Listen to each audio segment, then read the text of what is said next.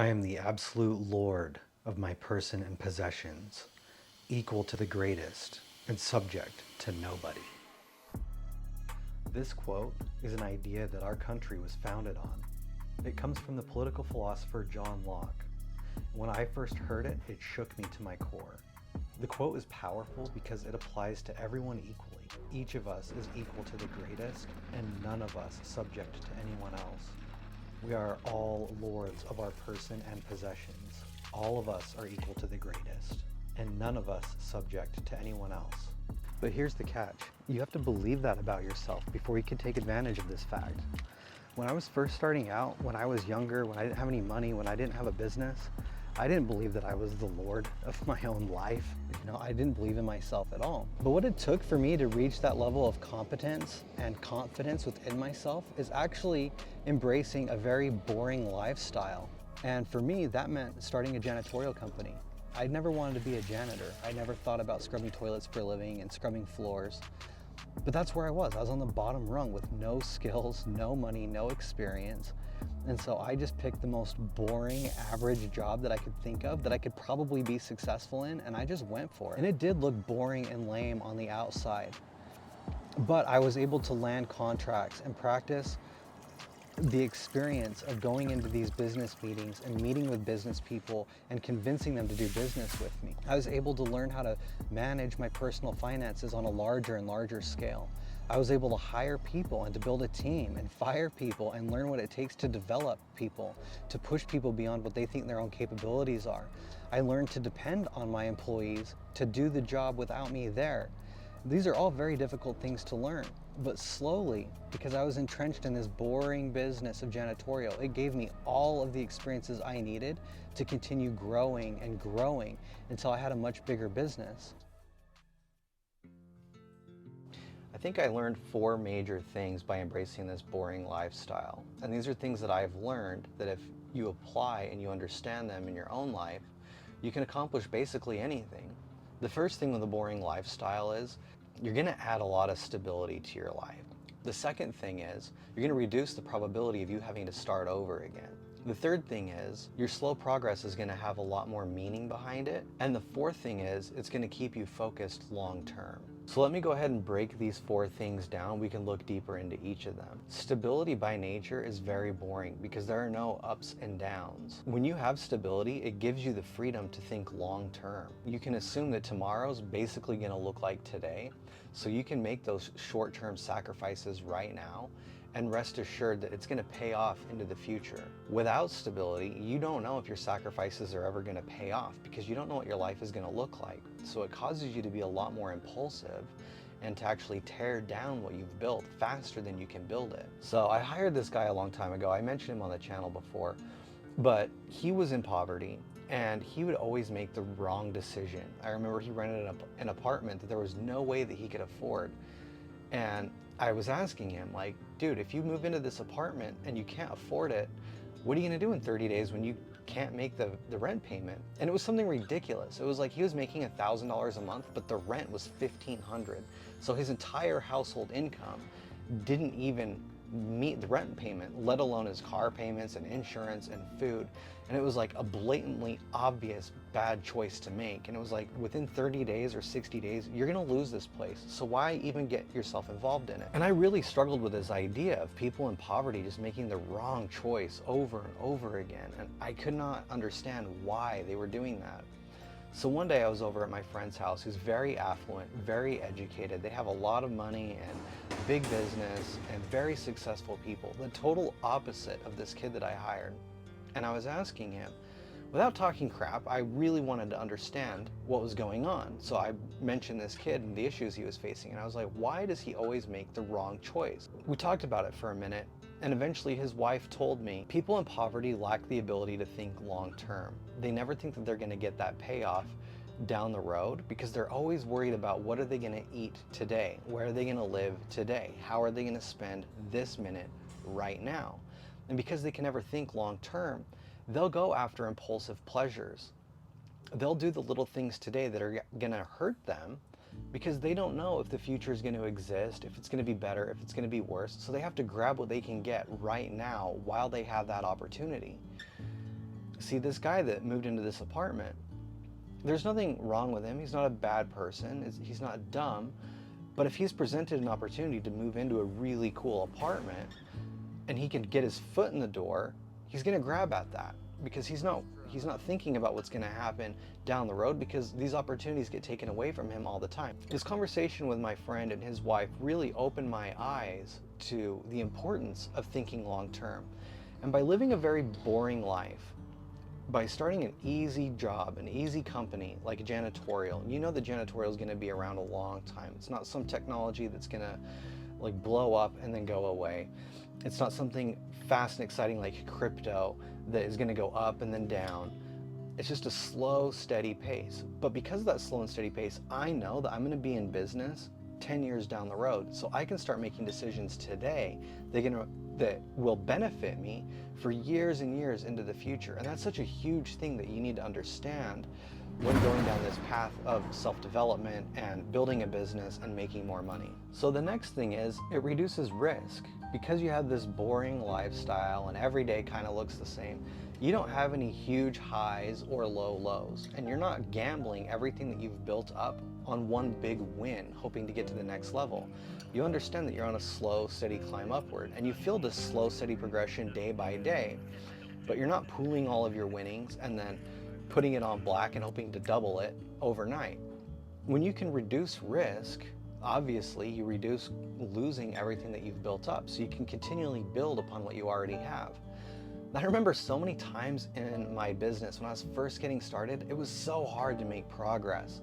It was like I'd go out and do a job and then I'd get a parking ticket and that would set me back, or I'd get a speeding ticket and that would set me back, or my car would get towed. And I'd make a little bit of progress and then something bad would happen. Something would get stolen. All of a sudden I'm taking a step back, and it's like, how do you keep building forward? And one day I realized if I can make enough wins repeatedly over and over and over, when I finally get a setback, it'll bump me back, but not to the starting point. It'll just bump me back, you know, a couple of weeks or a month or something, but it's not totally wiping me out. And when you make big risks, you could get totally wiped out anytime. There's already so much risk in life and risk with starting a business. Bad things happen. I remember one time someone broke into my car and they stole an entire box of keys for all of my clients. They got the keys to 20 different bars in my town. And that set me back. And it, you know, I had to pay for a broken window. They damaged my vehicle. I had to get all the keys replaced. Those types of things happen all the time. So the last thing I want to do is be in a risky business anyway, where it could just go to zero tomorrow when I'm already dealing with the randomness of reality. And here's the thing, when I reduce my risk by being in a boring business, I can make those long-term plays. This kind of ties back into the first point a little bit, but they're both related. I know that I can buy this machine. I've got a machine behind me here that costs $7,000 to buy this thing, but I don't use it every single day. I don't use it all day long. It might sit around for a couple of weeks before I use it. Then when a client calls me and they're like, hey, can you do a really big project for us? I've got the machine in waiting. And so I own 2 of these machines right now. And I have a contract with one of the biggest hospital groups in my city. And one day they called and they're like, hey, we've got this big project. Can you come out and give us a bid on it? I'm like, yeah, sure. I look at it. It's $15,000 to do this project. And I know that if I turn on both of these machines, I can get that job done in a short amount of time. And so I was ready to go. I didn't have to be like, oh, well, give me a minute. Let me go see if I can rent the equipment. Let me see if I can buy the equipment. It was like, no, I already made that investment into those machines and now they're ready. So now when I get an opportunity, boom, it shoots me up to the next level. And that hospital didn't just give me that one project. I got through that project, they saw how well I was doing, and they gave me another $6,000 project on top of that. So in the month of December, I made $21,000 from that one client because I was able to make these investments that are just sitting there waiting for me, instead of putting it into risky investments like crypto. Crypto's really, it's down now, but it goes up and down and you don't really know where it's gonna go. And so by investing in a boring business, it's like I just buy this floor machine, it's ugly, it's dumb, people look at it and they're just like, I don't know, it's some janitor machine that he uses. Yeah, it looks boring, but it holds its value. I can turn around and sell this thing and get most of my money back out of it. But every time I use it, I'm making $700 an hour. The third thing is, when you live a boring lifestyle, you're in a boring industry, the progress is slow. right? Just like I said in the last point, there's no big, huge wins. It's not up and down. It's a slow progression up this hill. But the thing is, that's what keeps you motivated over a long period of time. This slow progression, the little wins every single day or every week or every little month. You take a little bit of pleasure in each of those wins, and it keeps you motivated because you get that little tiny dopamine hit, just a little trickle of it day by day. When you go after a big win, or you put everything on black and you're just spinning the roulette wheel and hoping to win, you're going to get a flood of dopamine and you could crash really hard. But this is this consummatory reward system where once it's fulfilled and satisfied, you want the next thing. I mean, this is why we scroll through Facebook and Instagram. Everyone knows these things. You just scroll through getting those little tiny dopamine hits repeatedly. And if you're in a business where you're just making a big gamble and a big bet, you're just fueled by this compulsion for greed and satisfaction and whatever, this big huge growth, and you have to constantly feed that. Even when you have a big win, it's like, how can I get more? What can I win next? What kind of car can I get now? What kind of house can I get now? The last thing, the fourth thing, is it keeps you focused. If you have just a boring business but it works and every single day you're making money, it keeps you focused. You don't want to chase the next thing. When you really embrace and you embody being a boring person, when people come to you with opportunities, it's easy just to say no. I look at opportunities all the time. I get things presented to me very often. I got offered to buy a cigar shop for a really good deal, and I was really excited about doing this. And I looked at the numbers and I just couldn't make it work, and it wasn't the business for me, and it's not on track with what I'm doing in my current business. So unfortunately, or fortunately, I had to tell the guy, no, I can't do it. Another opportunity I got was to buy a dental handpiece business. This is a really great business. I mean, repairing dental hand tools, the little drills that they use, it's like, that is never gonna go away. That's an awesome business. It was already built up. He already had clients. He had one of the biggest dental groups in our city. They do all the dental work for people on Medicaid and Medicare. It was a really good deal for this business, but I looked at it and I analyzed it and I weighed it against what I'm doing in my own life. And I'm like, you know, this is not my core business. This isn't for me. I'm gonna have to let this opportunity slide. And then I was able to bring my focus back to what I'm already doing. Staying on track over the long period of time, that is how you build huge success. And it takes a long time. It could take a decade or 2 decades. It could take 30 or 40 years. And over an entire career, you build up a massive body of work. That is how you become world class. That's how you become the best in the world. It's the people who are the biggest and the best, they've stuck with something for their entire lives. And it's not necessarily that I want to be the biggest and baddest janitor that's ever lived, but I do want to feel that experience at the end of my life where I'm like, I really gave something everything I have. I didn't get off track. I didn't go chase every little thing that came my way. I stuck to one thing and I put everything I have into that thing. That's awesome to me. That's why I can make this content for you guys. I know so much about business and so much about janitorial that it's not only impacting my clients when I'm cleaning, it's impacting countless people on the other side of the screen. I wouldn't be able to do that if I just chased every little thing. I wouldn't have a body of knowledge to draw upon or to share. So by choosing this janitorial company and choosing to live a more boring lifestyle than I could have, I've been able to slowly climb up this status ladder. I've slowly been able to make more and more money, employ more and more people, sign more and more contracts, get more and more experience in what it's like to become a successful person. And because I've been able to climb this ladder, like I said before, I had low self-esteem. I started out in a very low place where I didn't believe in myself. But by sticking to this day after day and building that little success, I slowly felt like I am the Lord of my own person and possessions. I am equal to the greatest and I'm subject to nobody. And how could I not feel that way?